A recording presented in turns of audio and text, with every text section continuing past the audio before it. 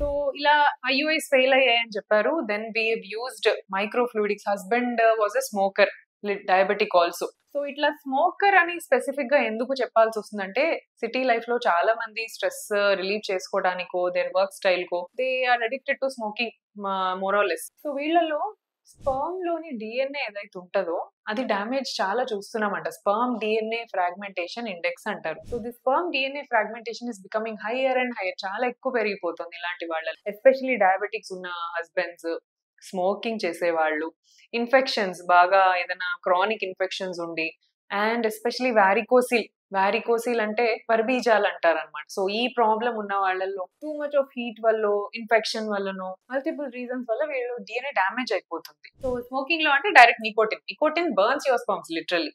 So ఇలా damage అయిన problem ఉంది కదా హస్బెండ్ అని చెప్పేసి వి యూజ్డ్ మైక్రోఫ్లూయిడిక్స్ లో డ్యామేజ్ లేని స్పర్మ్ సెలెక్ట్ చేసే ఒక టెక్నాలజీ ఉంటది అనమాట. సో ఏ స్పర్మ్ అయితే డ్యామేజ్ ఉంటుందో దాన్ని పక్కన పెట్టేసి స్పర్మ్ లో డ్యామేజ్ లేని వాటిని మనకి సెలెక్ట్ చేసి that machine will give you that sperms. Then we can మంచిగా స్పర్మ్స్ తీసుకొని వైఫ్ ఎగ్ లో వేసి మనం బేబీని తయారు చేయొచ్చు. సో అలా మైక్రోఫ్లూయిడిక్స్ వాడి మనం బేబీ తయారు చేసి వాళ్ళలో ఇంప్లాంట్ చేసాము. So just today morning we have got the results అండి. So it is around beta HCG వల్ల మనం మెజర్ చేసుకుంటూ ఉంటాం రిజల్ట్ అనేది.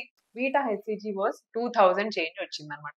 సో లక్కీగా మంచిగా ఒక ప్రాపర్ ట్రీట్మెంట్, ఒక ప్రాపర్ అనాలిసిస్ జరిగితే ఖచ్చితంగా ప్రెగ్నెన్సీ వస్తుంది. So this is about failed IUIs. So వాళ్ళు కన్సీవ్ అయిపోయారు, వెల్ అండ్ ఫైన్.